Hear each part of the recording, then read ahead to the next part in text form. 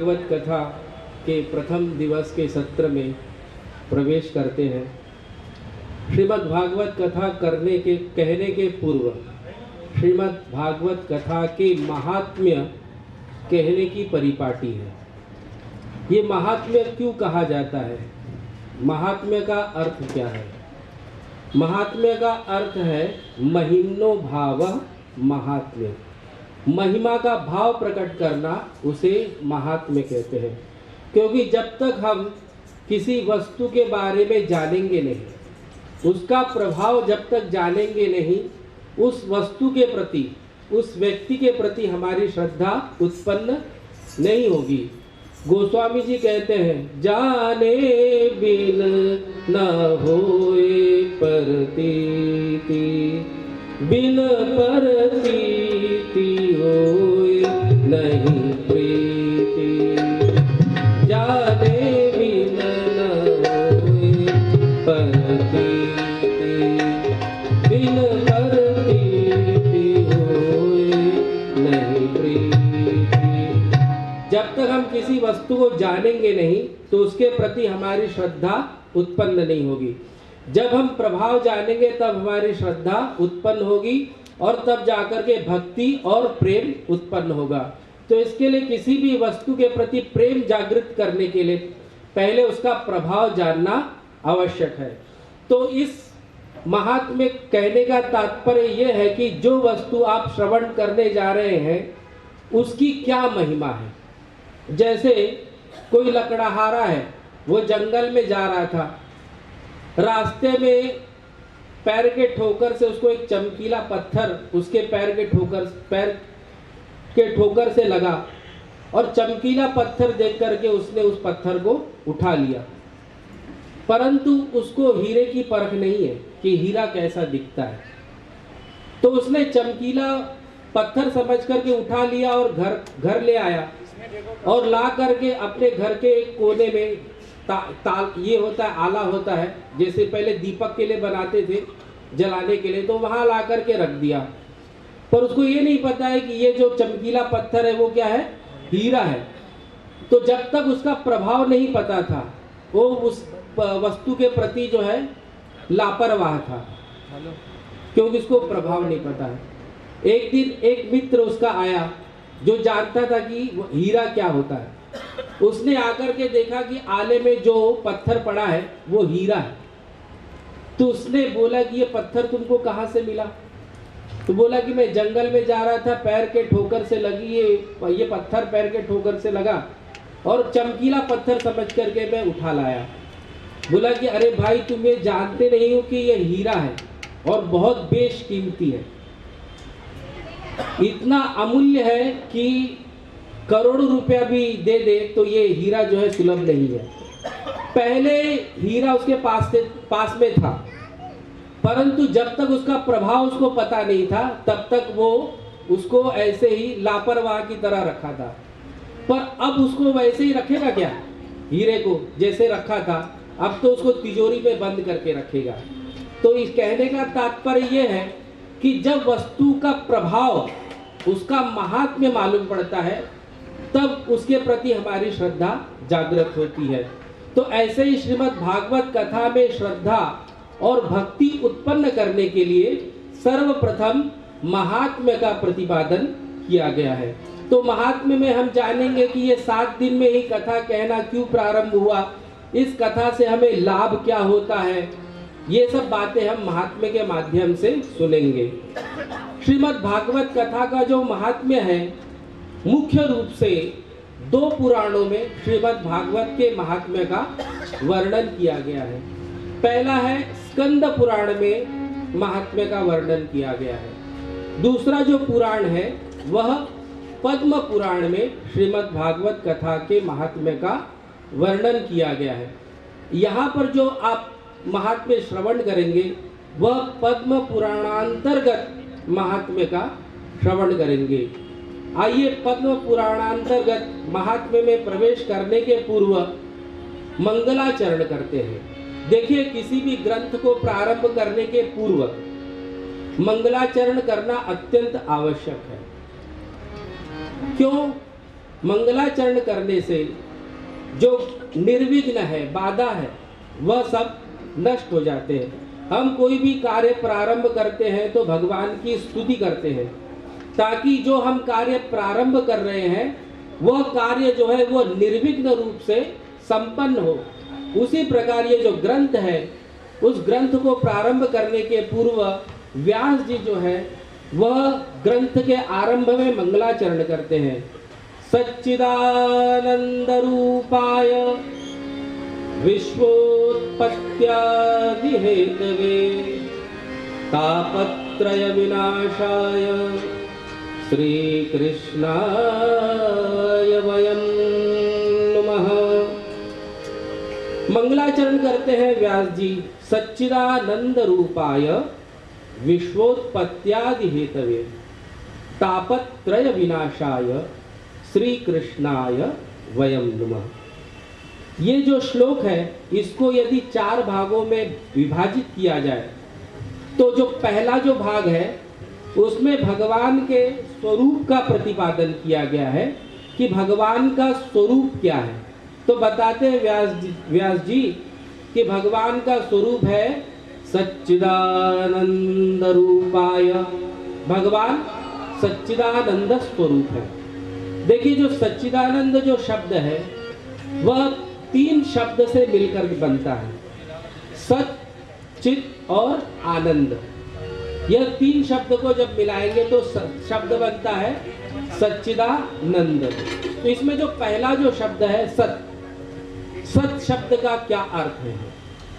तो सत शब्द का अर्थ है त्रिकाला बाधित्वम सत्यत्व, अर्थात तीनों काल में जिस वस्तु का बाध नहीं हो, अर्थात तीनों काल में जो वस्तु अविकारी हो उसको सत रूप से कहते हैं। तो सत रूप का लक्षण किसमें घटित होता है?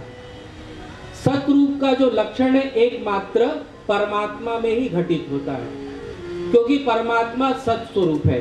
उनका तीनों काल में जो है उनके स्वरूप में विकार नहीं आता है।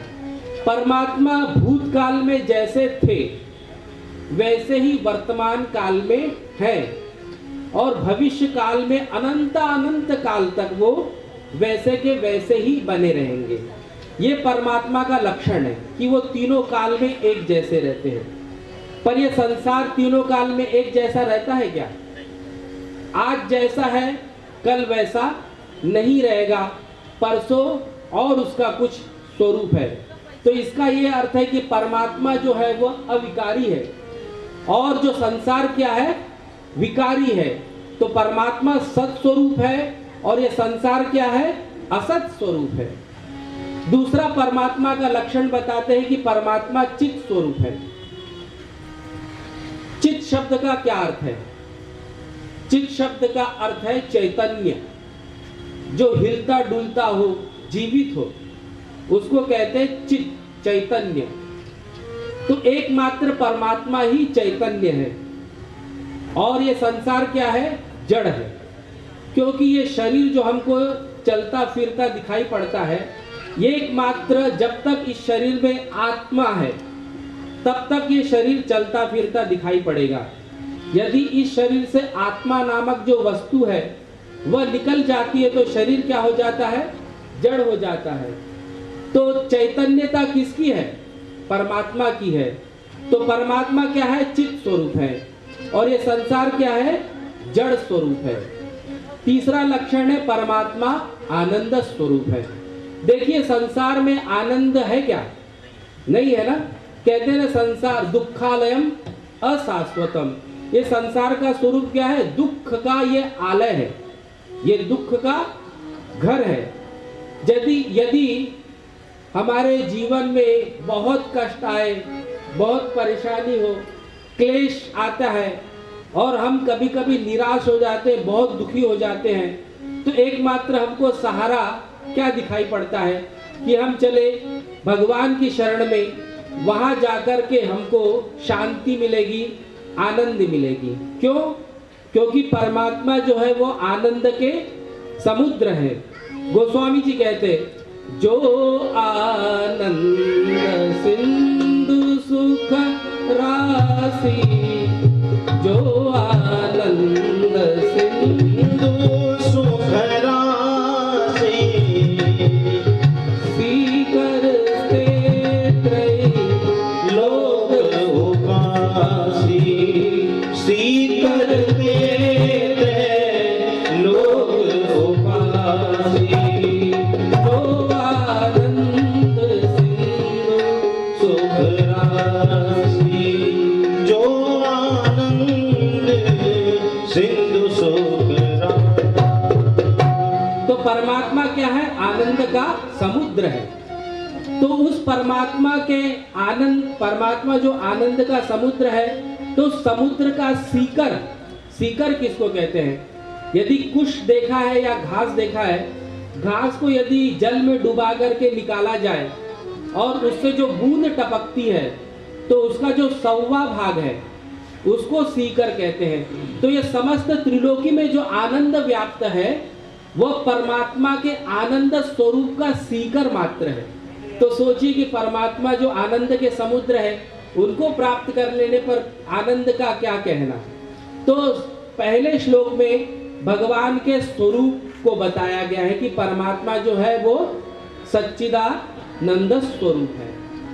दूसरे श्लोक के दूसरे पाद में कहते हैं, उनका कार्य बताते हैं कि परमात्मा करते क्या है।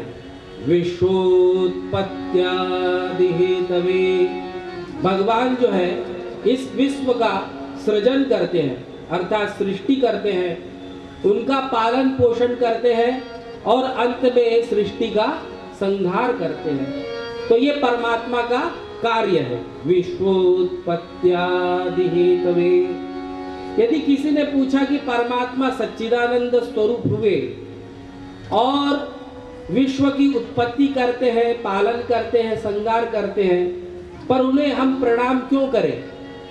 उनको प्रणाम करने से हमें क्या लाभ मिलेगा? तो लाभ बताते हैं, तापत्रय विनाशाय। यदि हम भगवान का आश्रय लेते हैं, भगवान को प्रणाम करते हैं, तो हमारे जो तीनों ताप हैं वो क्या हो जाते हैं?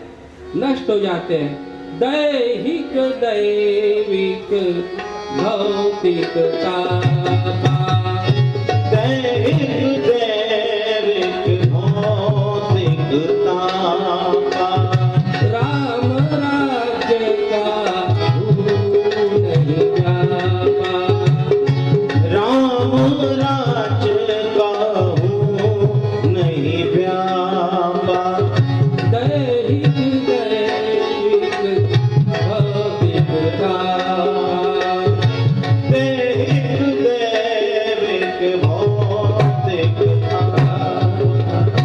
तो ये तीनों जो ताप है, भगवान का आश्रय लेने पर ये ताप जो है वह नष्ट हो जाते हैं। तीन ताप क्या है? दैहिक ताप, अर्थात शरीर में कभी ज्वर आ जाता है, कोई रोग आ जाता है, उसको दैहिक ताप कहते हैं। और दैविक ताप किसे कहते हैं? जैसे कभी अनावृष्टि हो जाए, कहीं बारिश नहीं हो, कहीं पर अतिवृष्टि हो जाए या कहीं भूकंप आ जाए, इसको कहते हैं दैविक ताप। और भौतिक ताप किसे कहते हैं? जैसे कोई व्यक्ति से हमें कष्ट मिले, किसी प्राणी से हमें कष्ट मिले, वो क्या है? भौतिक ताप है। तो भगवान का आश्रय लेने पर ये तीनों ताप नष्ट हो जाते हैं। ऐसे भगवान श्री कृष्ण को हम नमस्कार करते हैं। श्री कृष्णाय वयं नुमः। नमः को ही नुमः कहा गया है। न शब्द का अर्थ है नहीं, म का अर्थ है मैं कुछ नहीं हूँ। अर्थात हे प्रभु, ये जो दिया गया सब कुछ है ये आपका ही दिया गया है, मेरा इसमें कुछ नहीं है। न मम नमः, इस शब्द नमः शब्द का तात्पर्य ये है। ये मंगलाचरण हुआ। आइए महात्म्य में प्रवेश करते हैं। यहाँ पर नैमिषारण्य के परम पावन क्षेत्र में 88,000 ऋषि एकत्रित हुए हैं। उन ऋषियों में सौनकादि जो ज्ञान वृद्ध है, वयो वृद्ध है, पर फिर भी कथामृत रसास्वाद कुशल, कथामृत का श्रवण करने में अत्यंत कुशल है। तो जो व्यक्ति जिस रस का लोभी होता है, तो वो ये नहीं देखता कि मुझे मान सम्मान मिल रहा है कि नहीं मिल रहा है। यदि यहाँ पर किसी ऑर्केस्ट्रा का आयोजन किया जाए तो किसी को बुलाना नहीं पड़ेगा। बुलाना पड़ेगा क्या? निमंत्रण भेजना पड़ेगा। सब घुस जाएंगे और बैठेंगे, सुनने के लिए आ जाएंगे। वहां मान सम्मान का ध्यान नहीं है, क्योंकि उनको वो रस पसंद है। तो इसके लिए जहां पर रस में जिसकी प्रवृत्ति होती है, वहां पर वो मान सम्मान देखता नहीं है। ऐसे ही श्री सौनक जी हैं, वो कथामृत रसास्वाद कुशल, रस का कथामृत का रसास्वादन करने में कुशल है। तो ज्ञान वृद्ध होते हुए भी, वयोवृद्ध होते हुए भी उनको कथा श्रवण करनी है। तो इसलिए उन्होंने सूत जी का अभिवादन किया।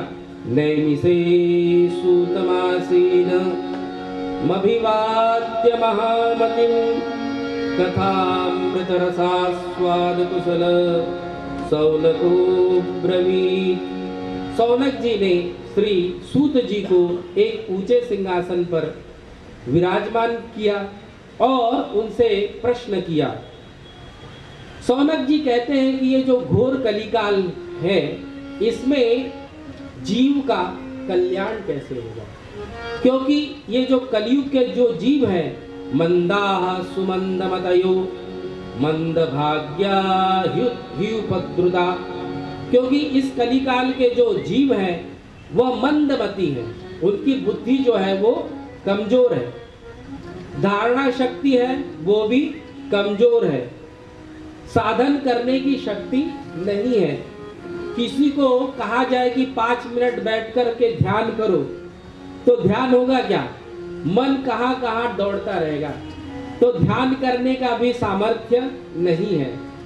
ऐसे अवस्था में कल्याण का जो सहजतम साधन क्या है?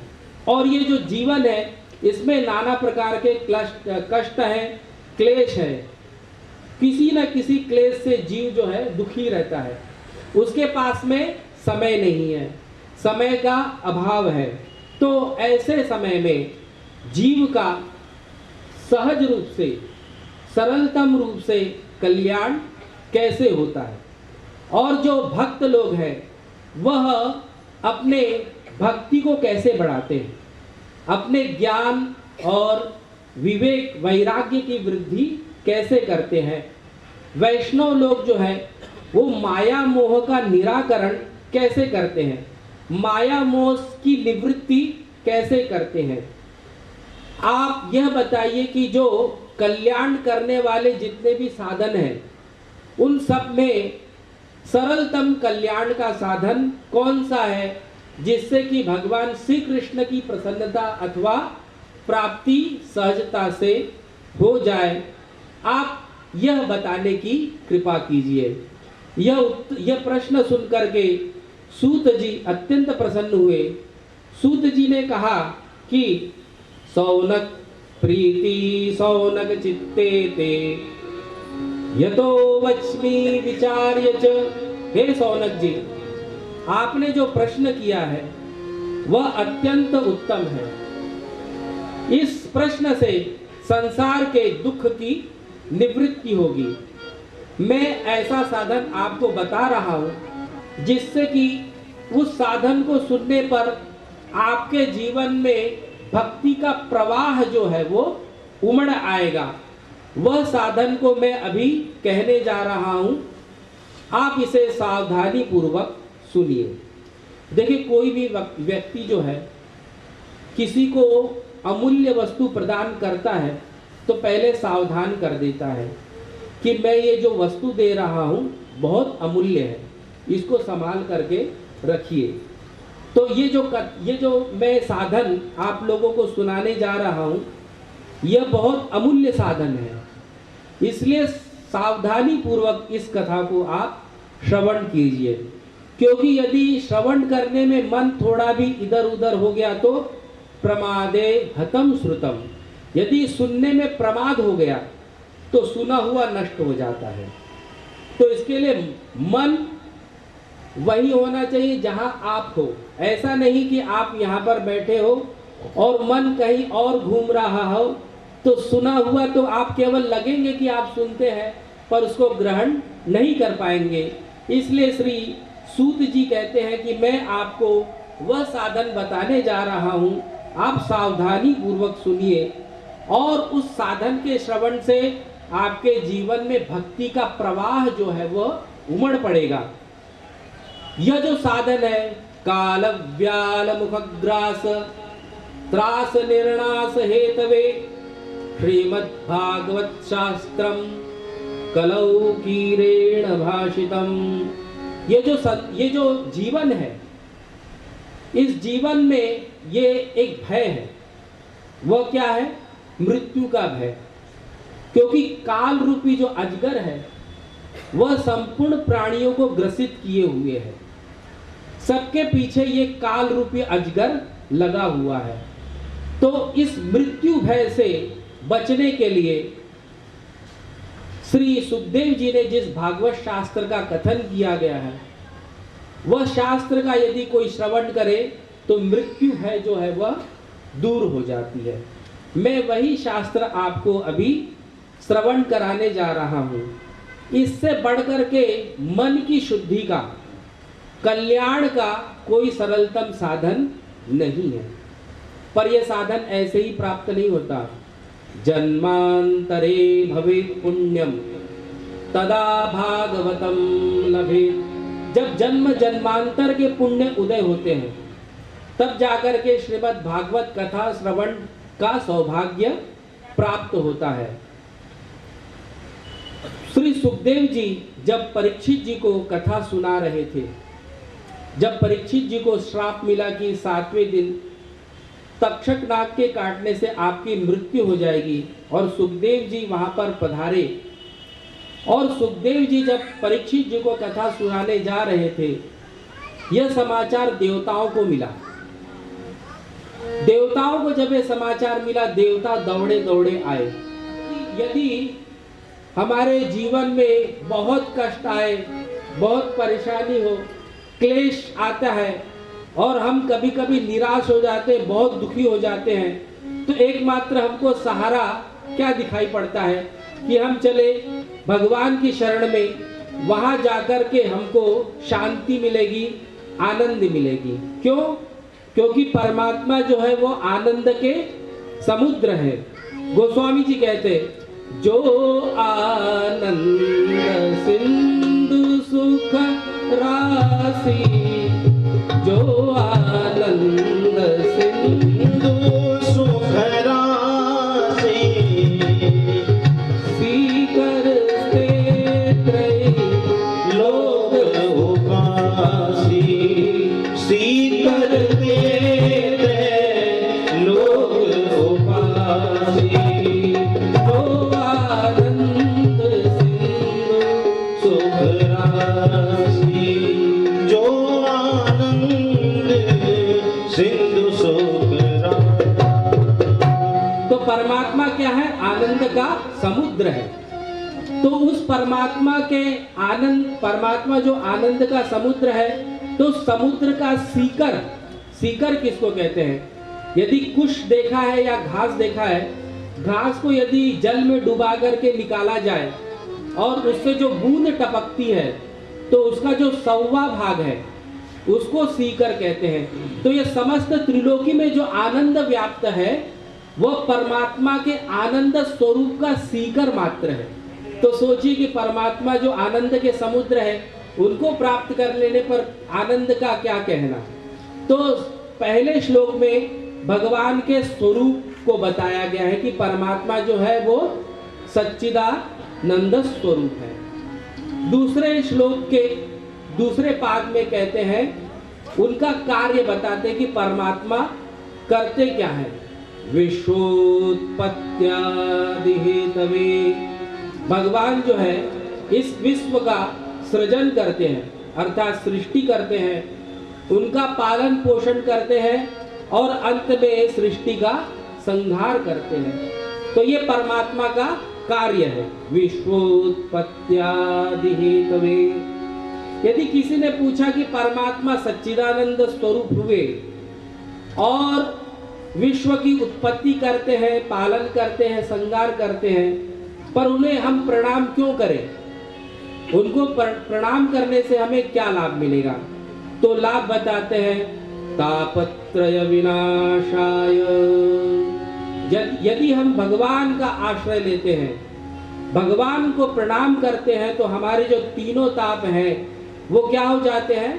नष्ट हो जाते हैं। दैहिक दैविक भौतिक तापा, दैहिक दैविक भौतिक तापा, राम राज्य का भूल नहीं जापा, राम राज्य का हूँ नहीं व्यापा, दैहिक दैविक भौतिक तापा, दैहिक दैविक भौतिक तापा। तो ये तीनों जो ताप है, भगवान का आश्रय लेने पर ये ताप जो है वह नष्ट हो जाते हैं। तीन ताप क्या है? दैहिक ताप, अर्थात शरीर में कभी ज्वर आ जाता है, कोई रोग आ जाता है, उसको दैहिक ताप कहते हैं। और दैविक ताप किसे कहते हैं? जैसे कभी अनावृष्टि हो जाए, कहीं बारिश नहीं हो, कहीं पर अतिवृष्टि हो जाए, या कहीं भूकंप आ जाए, इसको कहते हैं दैविक ताप। और भौतिक ताप किसे कहते हैं? जैसे कोई व्यक्ति से हमें कष्ट मिले, किसी प्राणी से हमें कष्ट मिले, वो क्या है? भौतिक ताप है।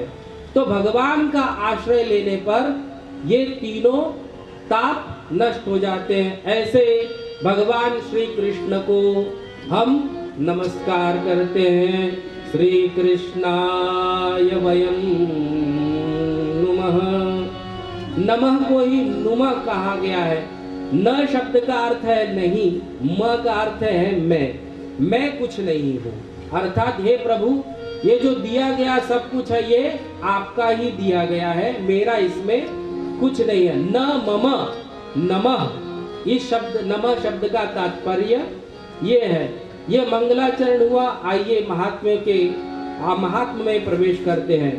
यहाँ पर नैमिषारण्य के परम पावन क्षेत्र में 88,000 ऋषि एकत्रित हुए हैं।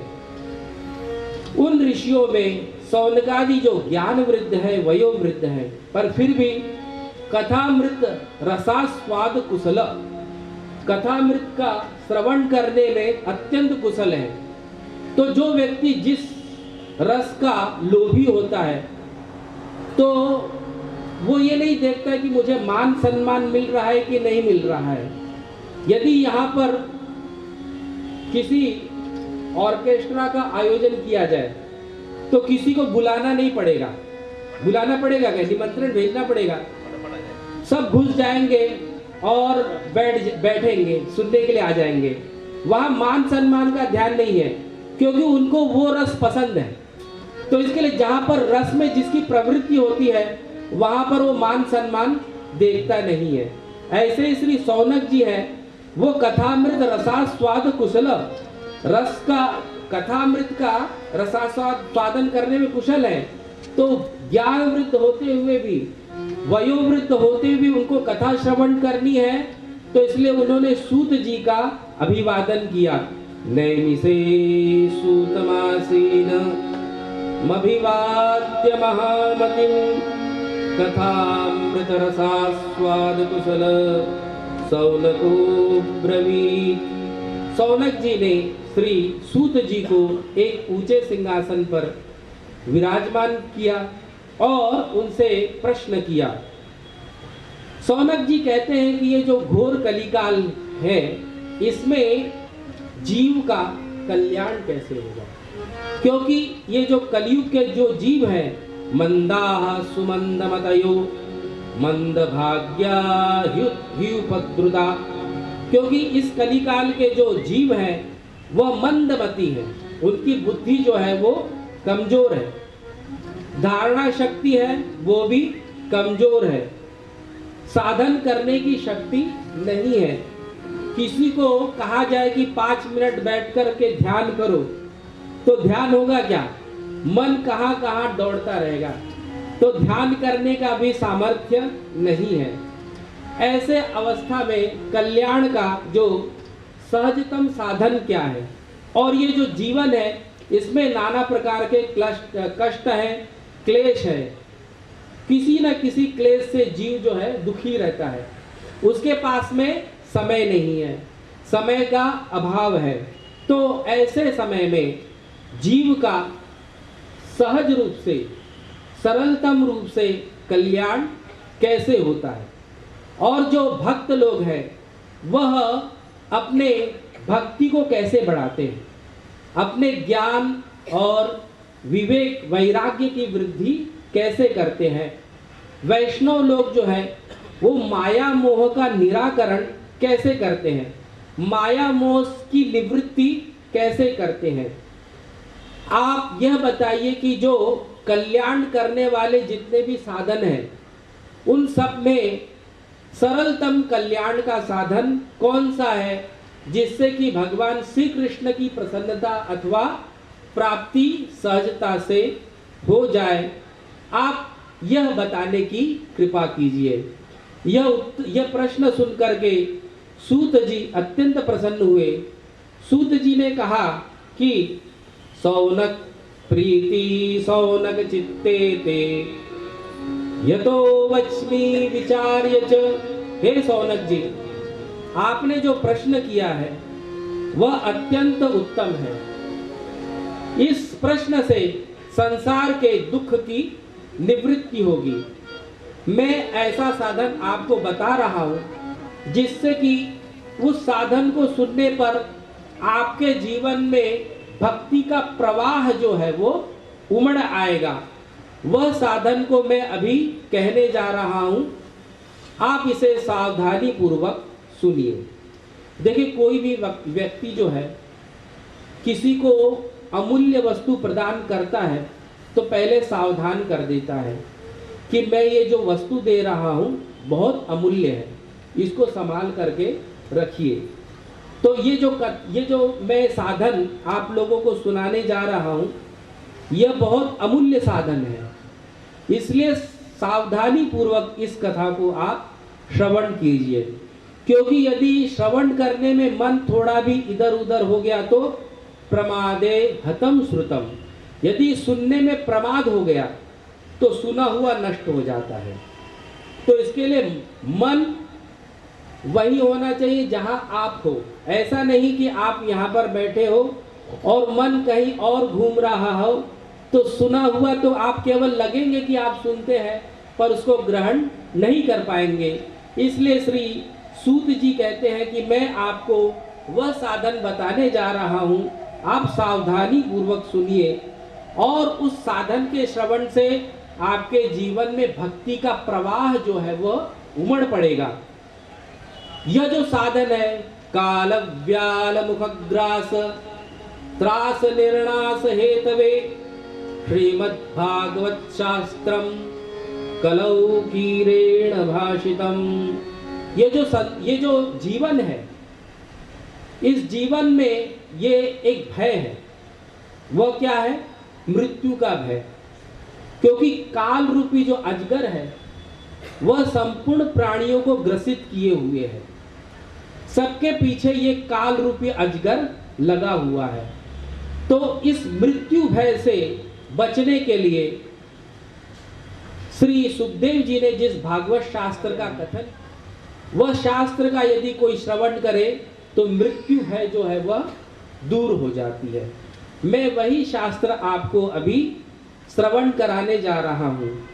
इससे बढ़कर के मन की शुद्धि का, कल्याण का कोई सरलतम साधन नहीं है। पर यह साधन ऐसे ही प्राप्त नहीं होता। जन्मांतरे भवेत् पुण्यम तदा भागवतम लभेत्। जब जन्म जन्मांतर के पुण्य उदय होते हैं तब जाकर के श्रीमद् भागवत कथा श्रवण का सौभाग्य प्राप्त होता है।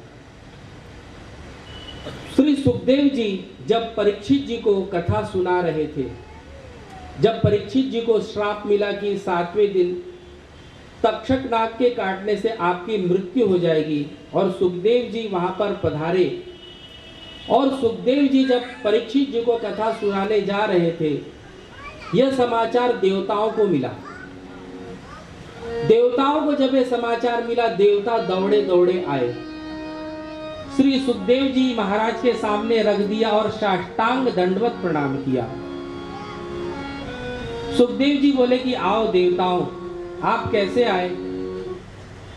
देवता बोले कि महाराज, हमने सुना है कि आप परीक्षित जी को मृत्यु भय उपस्थित हुआ है। आज से 7वें दिन तक्षक नाग के काटने से परीक्षित जी की मृत्यु हो जाएगी, तो ये हम अमृत का कलश लाए हैं। ये अमृत जो है वो आप परीक्षित जी को पिला दीजिए, ताकि इनका जो मृत्यु भय है वह दूर हो जाएगा। बदले में हमको ही श्रीमद् भागवत अमृत का पान कराइए। जब सुखदेव जी ने देखा कि देवता ये कह रहे हैं कि परीक्षित जी को अमृत पिलाइए और हमको भागवतामृत पिलाइए, तो परीक्षित जी ने उन्हें देखा कि ये भागवत कथा सुनने के अधिकारी नहीं है। यहाँ पर देवताओं से 3 दोष बन गए। तभी जाकर के श्री सुखदेव जी ने उनको भागवत कथा नहीं सुनाई। पहला दोष क्या बन गया कि देवता जो है ना, स्वकार्य कुशला। देवता लोग बहुत स्वार्थी हैं। अपना स्वार्थ जहां पर सिद्ध होगा, देवता वही कार्य करते हैं। जैसे वृत्तासुर को मारना था, तो देवता पहुंच गए दधीची जी के पास में और बोले कि आप हमको अपना शरीर दे दीजिए। तो दधीची महाराज देवताओं का कार्य सिद्ध करने के लिए अपने शरीर का दान कर दिया। तो देवताओं लोग को लज्जा नहीं आई कि एक ऋषि का शरीर मांग रहे हैं। तो देवताओं को कहा है श्री सुखदेव जी ने, देवता स्वकार्य कुशला, अपना कार्य बनाने में अत्यंत कुशल है।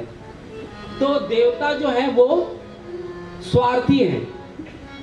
क्यों? देवता ये कह रहे हैं कि केवल हमको भागवतामृत पान कराइए और किसी को नहीं। क्यों? देवता अभिमानी भी हैं। देवता ये सोच रहे हैं कि हम देव योनि वाले हैं, तो मनुष्य योनि वाले, मनुष्य जो योनि है उसके साथ में बैठ करके कथा कैसे सुनेंगे? मतलब लेवल बराबर का होना चाहिए ना, समानता होनी चाहिए। हम देवता कहाँ मनुष्य, तो लेवल बराबर नहीं हो। कथा सुनने के लिए लोगों को बराबर आसन पे बैठना चाहिए, तो लेवल बराबर नहीं है, समान आसन नहीं होगा। तो देवता स्वार्थी हुए और अभिमानी हुए। तीसरा दोष ये बन गया कि देवताओं ने श्रीमद् भागवत का अपमान कर दिया। भागवत की जो तुलना है देवता जो किए हैं, किससे किए? स्वर्ग के अमृत से। तो सूत जी कहते हैं, क्व काच क्व मणिर्महा, क्व सुधा क्व कथा लोके, क्व काच क्व मणिर्महान। कहाँ सुधा और कहाँ कथामृत। जैसे उनमें समानता नहीं है, जमीन आसमान का अंतर है। कैसे? जैसे कांच और मणि, ये दोनों की समानता हो सकती है क्या? एक आपको कहे कि आप कांच लेकर के मणि दे दो, तो दोगे क्या? नहीं ना, कोई बुद्धू होगा वही देगा। तो श्री सुखदेव जी कहते हैं कि देवता लोग यदि जिज्ञासु बनकर के कथा सुनने आते तो अवश्य सुनाते, पर ये जिज्ञासु बनकर के नहीं आए हैं। ये क्या आए हैं? व्यापारी बनकर के आए हैं, विनिमय करने के लिए, अदला बदली। अच्छा, अदला बदली भी जब की जाती है तो समान मूल्य वाली वस्तु का अदला बदली होता है। जैसे 10 रुपए की कोई वस्तु हो और दूसरी कोई 10 या 9 रुपए की वस्तु हो, तो विनिमय अदला बदली हो सकती है। और यदि कोई वस्तु करोड़ों की हो और उसे कोई 100 रुपए की वस्तु देकर के अदला बदली करे, तो हो सकता है क्या? नहीं। तो सुखदेव जी ने देखा कि देवता जिज्ञासु बनकर के नहीं आए हैं, ये कथा का अपमान कर रहे हैं। तो सुखदेव जी ने उन्हें कहा कि आप लोग कथा सुनने के अधिकारी नहीं हो, इसके लिए आप लोग चले जाइए। तदा देवान जहास, उपहास करके देवताओं को बोल दिया कि चले जाओ। देखिए, स्वर्ग का जो अमृत है वह कैसे प्राप्त होता है और किसे प्राप्त होता है? स्वर्ग का जो अमृत है वह केवल पुण्यात्माओं को ही सुलभ है। जैसे आप स्वर्ग जाएंगे तो कब जाएंगे? पुण्य कर्म करेंगे, उसके बाद में स्वर्ग जाएंगे। वहां जाएंगे, फिर वहां पे आपको अमृत पीने को नहीं मिलेगा, वहां केवल अमृत सूंघने को मिलता है। और जैसे जैसे आप स्वर्ग का सुख भोगेंगे और वैसे वैसे आपका जो पुण्य है वह नष्ट होगा, है कि नहीं? तो ये जो स्वर्ग का जो अमृत है सबको सुलभ नहीं है क्या सुलभ? पापात्माओं को सुलभ है क्या? नहीं है ना। जो पुण्यात्मा है उसी को सुलभ है। पुण्य करके स्वर्ग गया तब जाकर के उसको अमृत मिलेगा। और दूसरा, अमृत जो है वह पुण्य क्षीण करने वाला है। क्षीणे पुण्य मृत्युलोकम विशंति। स्वर्ग में गया और स्वर्ग का सुख भोगा, उसके पुण्य क्षीण हुए और फिर धरती पर लौट कर आता है वो जीव। पर जो कथामृत है उसकी क्या विशेषता है? कथा अमृत पक्षपात नहीं करता। स्वर्ग का अमृत पक्षपाती है। पुण्यात्मा कौन है, पापात्मा कौन है? पर कथामृत जो है वो पक्षपाती नहीं है। यदि यहाँ पर आकर कोई पापात्मा बैठ जाए तो वो भी सुनने का उतना ही अधिकारी है जैसे आप सभी लोग। तो कथा जो है वो पक्षपात नहीं करता। दूसरा, कथा जो है कल्मषापहम। तब कथामृतम तप्त जीवनम कविभिरीडितम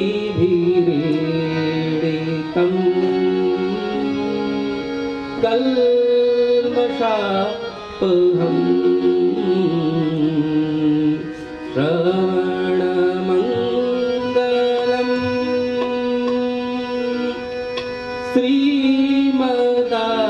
श्रीमदाततं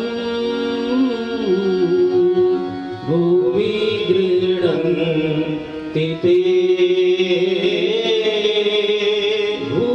भूरिदा जना। भुवि गृह्णन्ति ते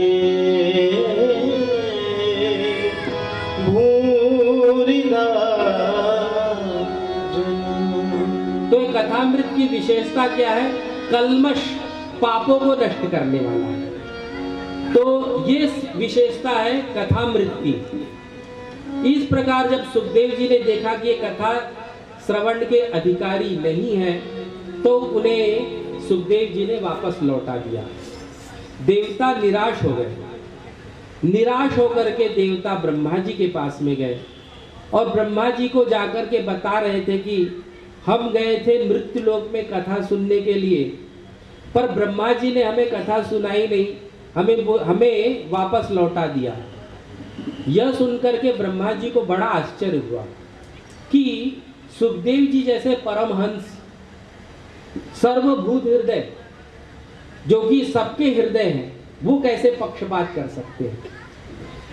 ब्रह्मा जी को बड़ा आश्चर्य हुआ कि सुखदेव जी ने देवताओं को कथा क्यों नहीं सुनाई। विचार कर ही रहे थे कि इतने में 7 दिन पूरा हुआ और परीक्षित जी 7 दिन की कथा सुनकर के उनका विमान जो है क्रमशः भुवः स्वः महः जनः तपः सत्यलोक, सत्यलोक में ब्रह्मा जी रहते हैं। तो सत्यलोक का अतिक्रमण करता हुआ जब परीक्षित जी का विमान वैकुंठ की तरफ जा रहा था, ब्रह्मा जी ने देखा कि परीक्षित जी विमान पर बैठ करके वैकुंठ धाम को जा रहे हैं। ब्रह्मा जी को बड़ा आश्चर्य हुआ कि 7 दिन की कथा सुनी, परीक्षित जी ने 7वें दिन उनका मोक्ष हुआ और वो विमान में बैठ करके वैकुंठ धाम को जा रहे हैं।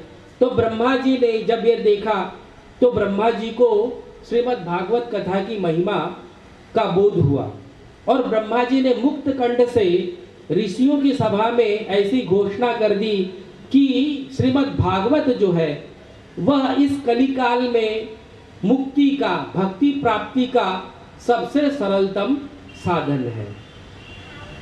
ब्रह्मा जी ने देखा, इस प्रकार घोषणा कर दी। फिर उसके पश्चात श्री सूत जी कहते हैं कि यद्यपि यह जो कथा श्रीमद् भागवत की कथा है, नारद जी ने पहले अपने पिता ब्रह्मा जी से सुन रखी थी, पर जो सप्ताह विधि से जो कथा सुनी है नारद जी ने, वह सनकादि ऋषियों से सुनी है। जब सूत जी ने इस प्रकार कहा, तब श्री सौनकादि ने यह प्रश्न पूछा कि महाराज, नारद जी जो है वह अस्थिर है, उनको दक्ष का श्राप लगा है कि वह 2 घड़ी से अधिक एक स्थान पर ठहर नहीं सकते। नारदस्य अस्थिरस्य च विधि श्रवे कुतः प्रीति संयोग कुत्र तई सह। नारद जी को श्राप मिला है कि वो 2 घड़ी से अधिक कहीं ठहर नहीं सकते, तो नारद जी की विधि पूर्वक सप्ताह सुनने की जो इच्छा है कैसे जागृत हो गई, और कैसे नारद जी एक स्थान पर 7 दिन तक कथा सुने, आप ये मुझे बताइए। तब श्री सूत जी कहते हैं, एकदा ही विशालायाम चत्वारो ऋषयो मला सत्संगार्थम समायाता ददृशुस्तत्र नारदम। एक बार विशालापुरी में, श्री बद्रीनाथ का एक नाम विशालापुरी है, तो विशालापुरी में चारों जो कुमार हैं, सनक, सनंदन, सनातन और सनत, ये चारों जो कुमार हैं, यह सत्संग के लिए आए थे वहां पर। देखिए, जो चारों कुमार हैं, ये सत्संग के बहुत ही बोलते हैं लोभी हैं। कथा मात्रैक जीविना, उनकी ये विशेषता है कि उनकी जो जीविका है, भोजन आहार ही कथा है।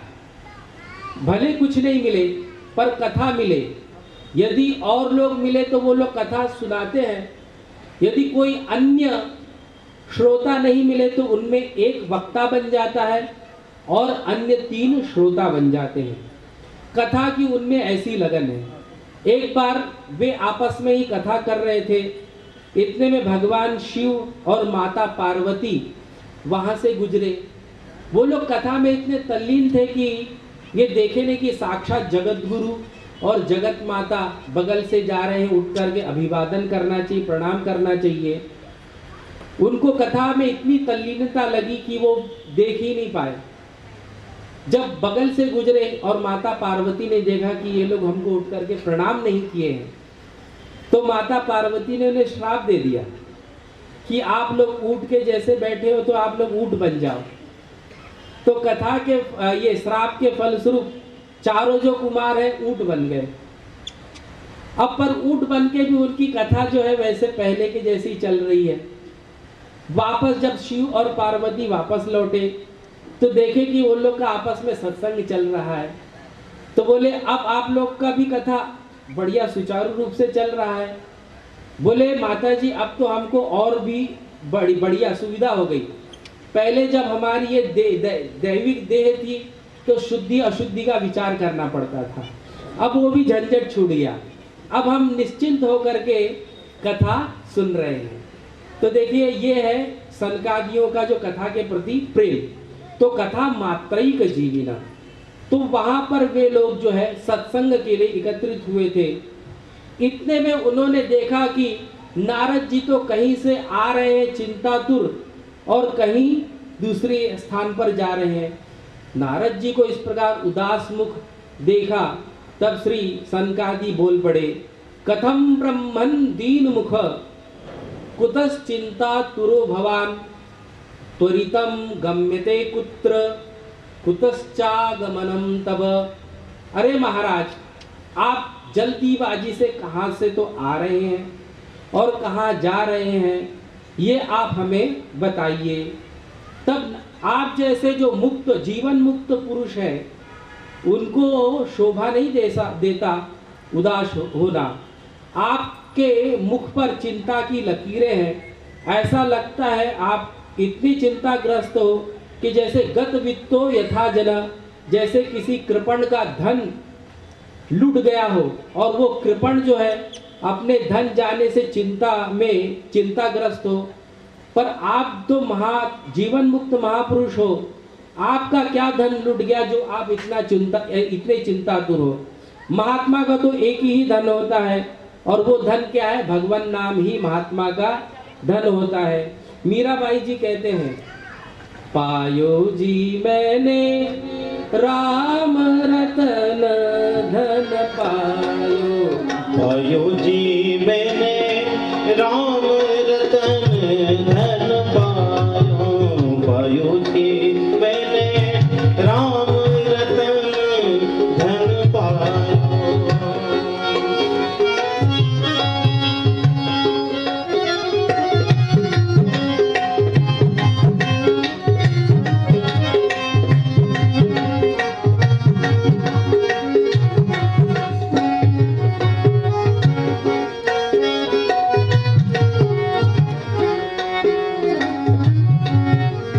मात्रैक जीविना, उनकी ये विशेषता है कि उनकी जो जीविका है, भोजन आहार ही कथा है। भले कुछ नहीं मिले पर कथा मिले। यदि और लोग मिले तो वो लोग कथा सुनाते हैं। यदि कोई अन्य श्रोता नहीं मिले तो उनमें एक वक्ता बन जाता है और अन्य 3 श्रोता बन जाते हैं। कथा की उनमें ऐसी लगन है। एक बार वे आपस में ही कथा कर रहे थे, इतने में भगवान शिव और माता पार्वती वहां से गुजरे। वो लोग कथा में इतने तल्लीन थे कि ये देखे नहीं कि साक्षात जगत गुरु और जगत माता बगल से जा रहे हैं, उठ करके अभिवादन करना चाहिए, प्रणाम करना चाहिए। उनको कथा में इतनी तल्लीनता लगी कि वो देख ही नहीं पाए। जब बगल से गुजरे और माता पार्वती ने देखा कि ये लोग हमको उठ करके प्रणाम नहीं किए हैं, तो माता पार्वती ने उन्हें श्राप दे दिया कि आप लोग ऊंट के जैसे बैठे हो तो आप लोग ऊंट बन जाओ। तो कथा के ये श्राप के फलस्वरूप चारों जो कुमार है ऊंट बन गए। अब पर ऊंट बन के भी उनकी कथा जो है वैसे पहले के जैसी चल रही है। वापस जब शिव और पार्वती वापस लौटे तो देखे कि उन लोग का आपस में सत्संग चल रहा है। तो बोले अब आप लोग का भी कथा बढ़िया सुचारू रूप से चल रहा है। बोले माता जी अब तो हमको और भी बढ़िया सुविधा हो गई। पहले जब हमारी ये दैविक देह थी तो शुद्धि अशुद्धि का विचार करना पड़ता था, अब वो भी झंझट छूट गया। अब हम निश्चिंत होकर के कथा सुन रहे हैं। तो देखिए ये है सनकादियों का जो कथा के प्रति प्रेम। तो कथा मात्रैक जीविना, तो वहां पर वे लोग जो है सत्संग के लिए एकत्रित हुए थे। इतने में उन्होंने देखा कि नारद जी तो कहीं से आ रहे हैं चिंतातुर और कहीं दूसरे स्थान पर जा रहे हैं। नारद जी को इस प्रकार उदास मुख देखा, तब श्री सनकादि बोल पड़े, कथम ब्रह्मन् दीन मुख कुतश्चिंता तुरो भवान त्वरितम गम्यते कुत्र कुतश्चागमनम तब। अरे महाराज, आप जल्दीबाजी से कहाँ से तो आ रहे हैं और कहाँ जा रहे हैं, ये आप हमें बताइए। तब आप जैसे जो मुक्त जीवन मुक्त पुरुष है उनको शोभा नहीं देता उदास होना। आपके मुख पर चिंता की लकीरें हैं। ऐसा लगता है आप इतनी चिंताग्रस्त हो कि जैसे गत वित्तो यथा जना, जैसे किसी कृपण का धन लूट गया हो और वो कृपण जो है अपने धन जाने से चिंताग्रस्त हो। पर आप तो जीवन मुक्त महापुरुष हो, आपका क्या धन लूट गया जो आप इतने चिंतातुर हो। महात्मा का तो एक ही धन होता है और वो धन क्या है? भगवान नाम ही महात्मा का धन होता है। मीराबाई जी कहते हैं, पायो जी मैंने राम रतन धन पायो। पायो जी मैंने राम रतन धन पायो। पायो जी मैंने राम रतन धन पायो।